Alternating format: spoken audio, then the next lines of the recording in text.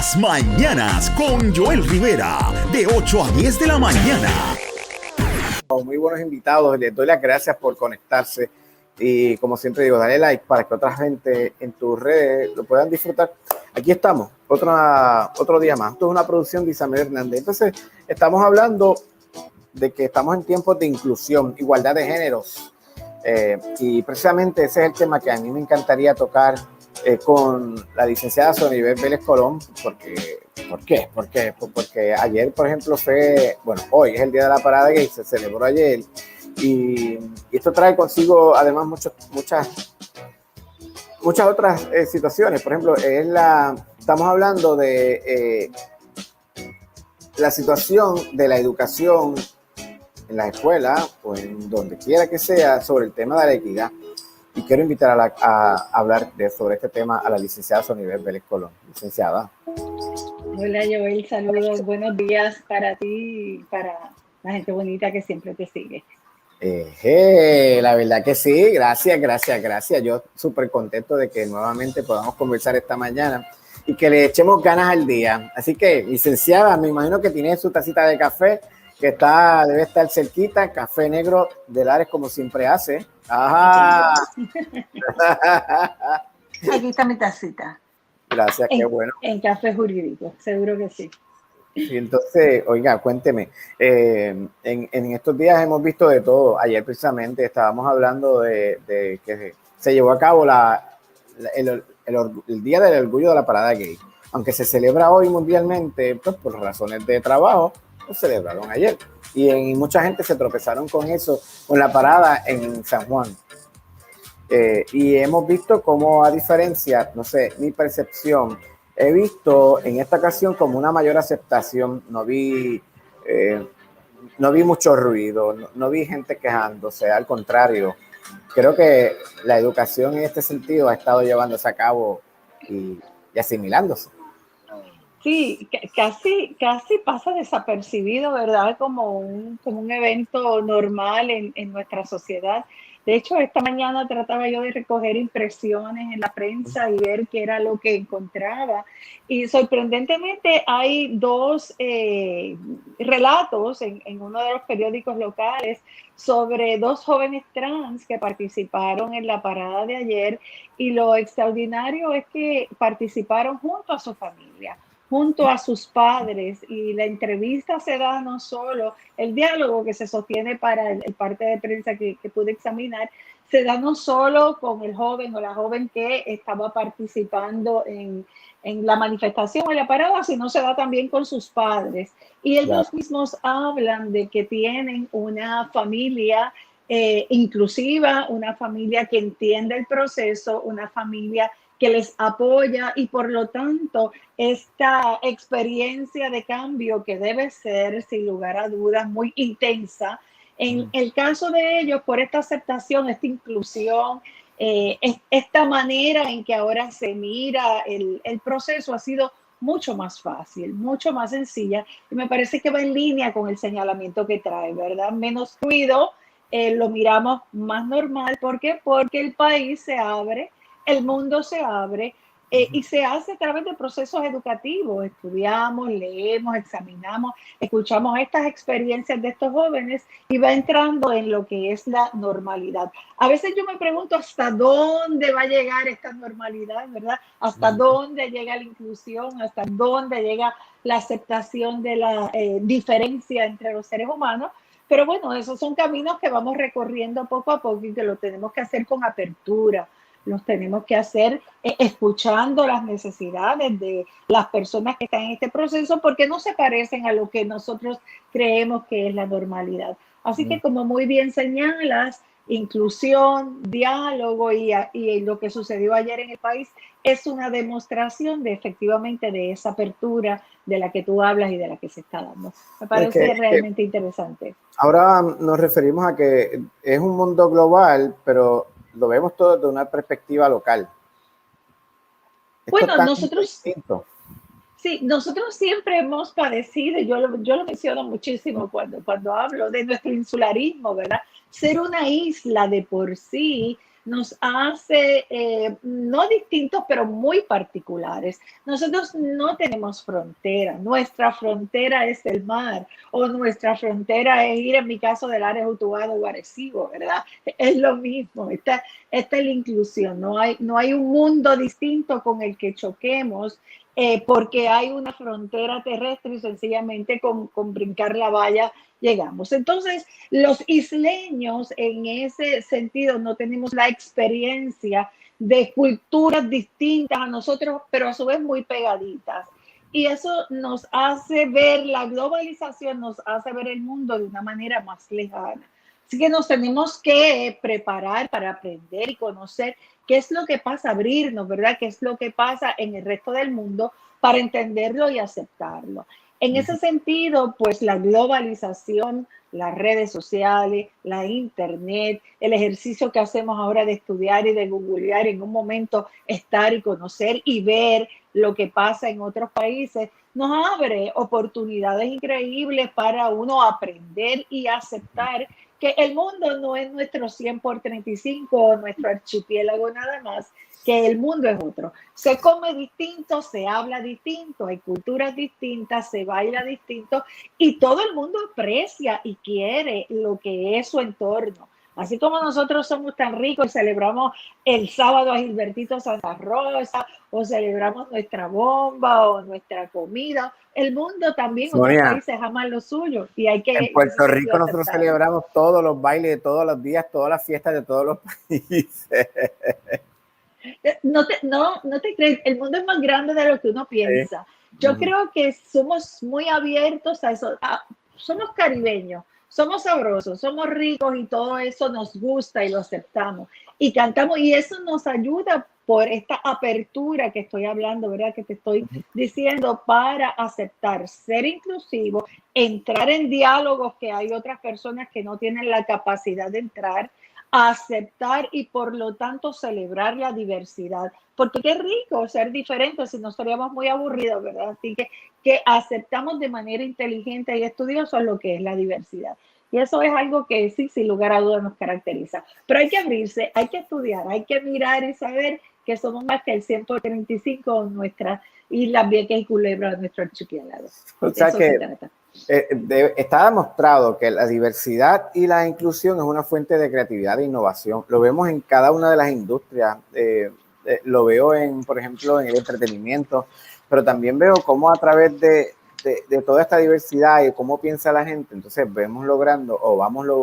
vamos viendo cómo se están logrando cambios sustanciales en la manera de hacer las cosas. Y todos podemos aportar, ¿verdad? Y nos podemos enriquecer de ese proceso. Si yo veo cómo se hace en otro lugar u otro lugar ve cómo lo hacemos nosotros, pues ¿qué es lo que hacemos? Expandir y nos podemos enriquecer y hacerlo mejor. Por eso es tan importante esa apertura, esa inclusión. No es que lo tengamos que copiar todo, aceptar todo, pero nos permite y nos ayuda a modificar conducta y por supuesto entonces nos permite crecer, ser mejores. Hay que aceptar que el cambio es continuo, porque si nos quedamos cruzados de brazos siempre vamos a estar haciendo lo mismo y actuando de igual forma, mientras el mundo vertiginosamente va cambiando. Por eso es que es importante mirar, escuchar, leer, estudiar, para aprender y aceptar y incorporar en nuestro diario de vivir, en nuestra cultura, lo que es bueno y se parece a nosotros. Yo creo que es fascinante, ¿verdad?, uno tener esa oportunidad. En nuestro caso, que tenemos la oportunidad de ver y de tener mecanismos que nos permiten conocer qué pasa desde Patagonia hasta América del Norte o Europa o el mundo, que es lo que nos hace diversos, inclusivos y nos hace ser mejor país. Es lo que yo espero de Puerto Rico, por lo menos. Entonces, profesora, consejera, consultora de universidades de varias. ¿Cómo es que vemos la diversidad de los jóvenes o de los estudiantes, por no ponerles una edad, en el enriquecimiento precisamente de lo que estamos hablando, los estudios, de este continuar? Cuando usted está en un salón de clase que tiene, ponle acá, 20 estudiantes y todos piensan distinto, pero se trata de llegar a un consenso. ¿Cómo se logra esto? Eso es una dinámica que lo que hace es enriquecerlos a ellos y enriquecerlo a uno. En el nivel, ¿verdad?, que me honro compartir con estudiantes que ya son estudiantes, en muchos casos formados profesionalmente. Cuando tengo una clase nocturna, Joel, tú no tienes la idea de la dinámica que se ve en ella, porque se confunden jóvenes que además de estudiar tienen trabajos y son profesionales, y por otro lado, gente adulta mayor que ha decidido en esta etapa de su vida entrar a estudios posgraduados. Y cómo se combinan esas mentes, esas experiencias y esos procesos es interesantísimo. Yo voy a mi clase en ese sentido aprendiendo más de lo que a veces puedo aportarle, o se da esa dinámica que ellos me enseñan a mí y yo les enseño a ellos. Y se da la situación de la discusión sana, intensa, pero que lo que hace es engrandecer todo el conocimiento que se pueda obtener de un día. No hay día en que uno no repase qué ha pasado en el país, qué fue bueno, qué pudo haber sido mejor y qué podíamos aportar nosotros para hacerlo distinto si es que no nos gustó el resultado, o para que fuera de otra manera. La juventud, no nos equivoquemos, los estudiantes, los jóvenes y los no tan jóvenes están en un proceso de crecimiento y aprendizaje constante, deseosos de lograr y aportar lo mejor para el país. Y eso es esperanzador para nosotros los puertorriqueños y puertorriqueñas, para esta tierra nuestra, claro que sí. En términos del lenguaje como tal, en un salón de clases, cuando volvemos a hablar de la diversidad, debe ser bien complicado tratar o usted simplemente se para ahí y habla. El lenguaje es poderoso, dinámico y define la forma en que vemos el mundo, pero como ahora estamos en esta época de todos, todas, es como que te dicen, pues ahora déjame ver cómo conversamos, o usted simplemente se abre al lenguaje como tal. Bueno, hay que tener absoluta apertura a ver en esa expresión. En mi caso también, vuelvo y digo, por la dinámica y el nivel educativo, en muchas ocasiones los estudiantes están aprendiendo un lenguaje nuevo. El lenguaje del derecho es distinto y eso es un proceso para los estudiantes de primer año, hacer suyo ese lenguaje, uno entenderlo cuando lo leen y lo estudian, dos, hacerlo suyo para poderse expresar en ese lenguaje. Así que uno es un poco más exigente en la manera en que requiere que se exprese en el salón de clases. Se exige que aprendan a hablar un lenguaje técnico y que lo hablen correctamente. Yo vengo de una experiencia en la profesión que ha sido muy vocal en el lenguaje inclusivo. Y sé que tiene sus detractores o tiene sus límites o tiene su forma en que uno se acerca a este lenguaje. Tú lo has discutido muchísimas veces aquí en tu programa. Pero para nosotros, en mi caso, cuando trabajaba en la rama judicial, en el Poder Judicial, era importante utilizar un lenguaje que se hiciese visible a todos los que éramos partícipes del sistema. En concreto, lo que estoy diciendo es que hiciéramos visible a las mujeres dentro de la rama judicial, por ejemplo. Porque cuando llego a participar en la judicatura, la mayor parte de los miembros de la judicatura eran hombres, así que todos éramos jueces, el juez y la juez, ¿verdad? Todos éramos jueces, y tratamos de hacer visible como política pública de la rama judicial adoptada por los jueces presidentes, se empezó a utilizar el lenguaje inclusivo para hacer visible a las mujeres juezas, a las niñas, a los niños, a todos y a todas los que laborábamos en la rama judicial. ¿Que había detractores? Claro que sí, porque el masculino incluye al femenino, no tenemos que hacer tan cargado el lenguaje, todo esto se discutía intensamente. De hecho, quizás no tenga toda la información, pero te comparto y es parte de lo que voy a estar mirando esta semana. Hay hasta un nuevo reglamento ahora de cómo los señores jueces y juezas, o una guía, debo decir, deben redactar sus escritos para trabajar con esta situación del lenguaje y que se haga visible, ¿verdad? Todos los géneros, femenino, masculino, niñas, niños, todos y todas. Es un reto, Joel, no se puede cargar demasiada esa escritura que de por sí es técnica. No, ya olvídese de la escritura, ahora estamos hablando de lo hablado, porque lo escrito, bueno, una cosa es lo que dice la RAI, otra cosa es lo que está hablándose en la calle, y entonces por eso yo le preguntaba si, por ejemplo, si usted fuera jueza en este momento, entonces usted tendría que dirigirse a la audiencia y le tendría que decir buenos días a todos, todas y todes. O simplemente cómo lo haría.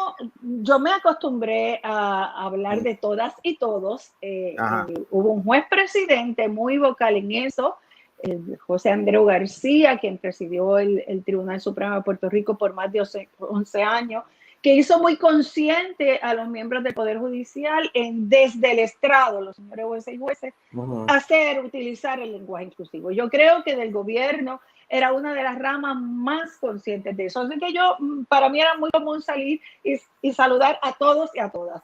El todes realmente todavía no ha sido incorporado a mi léxico. No sé si lograré incorporar, pero no me causaba mucho choque el poder trabajar con lenguaje inclusivo y utilizaba el mecanismo de poder trabajar con él de manera que no fuera muy cargada, como te estoy diciendo, tanto Sonia, hablado como escrito. Es que es bien estrésico. ¿Cómo yo le voy a decir a usted?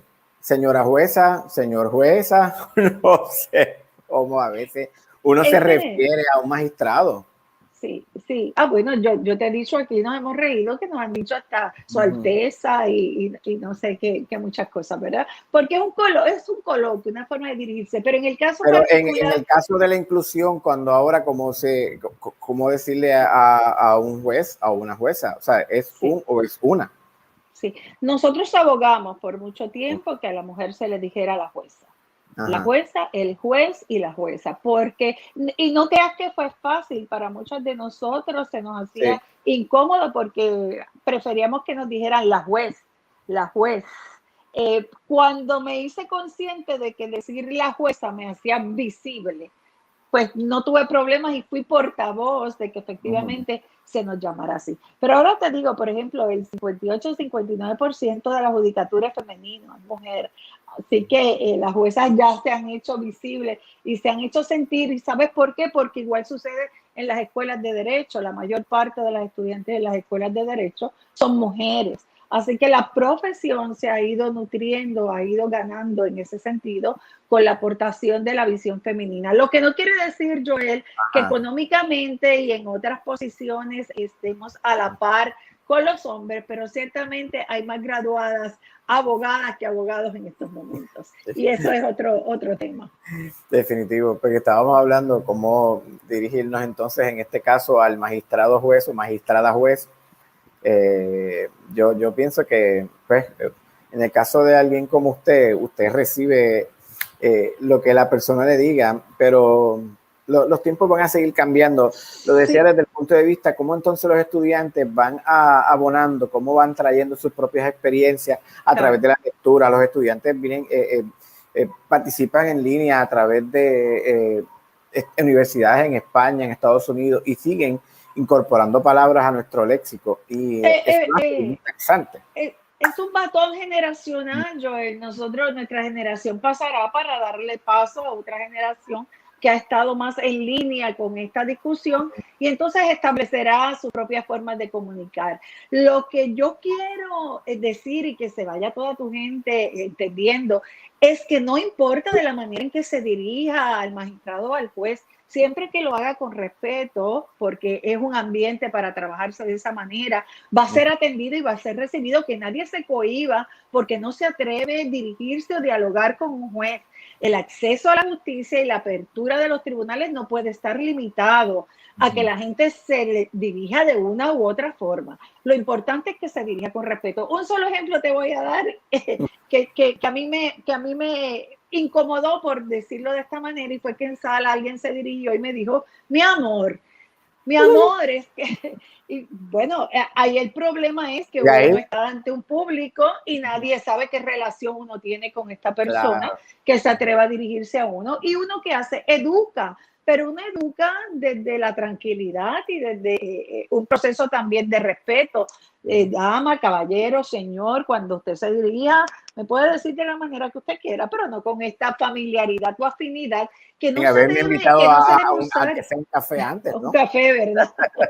Pero ¿sabes qué, Joel? Es algo que se debe traspolar a cualquier profesión. No es que te llamen y tú estás recibiendo algún servicio en cualquier agencia y te digan, mi amor, el que te está atendiendo, ¿verdad? Yo creo que va más allá de un cargo que se esté ocupando, estamos hablando de dirigirse y de tratar a todas las personas con respeto, pero que nadie se equivoque. Si va en busca de un servicio de justicia, como yo llamo, usted refiérase con respeto y de la manera que usted sepa, utilizando su vocabulario sencillo, honesto, ante el juez que le esté atendiendo, porque de eso se trata esto. Los tecnicismos se los dejamos a los fiscales, a los abogados y abogadas, pero cuando es el ciudadano, con igual respeto se va a recibir de la manera en que se esté dirigiendo a uno. Eso no hay ningún problema. Gracias siempre por permitirme compartir contigo. Transmisión simultánea por Facebook, Twitter y YouTube Live. Las Mañanas con Joel Rivera. Lunes a viernes de 8 a 10 a.m. Produce Isabel Hernández para Grupo Meta.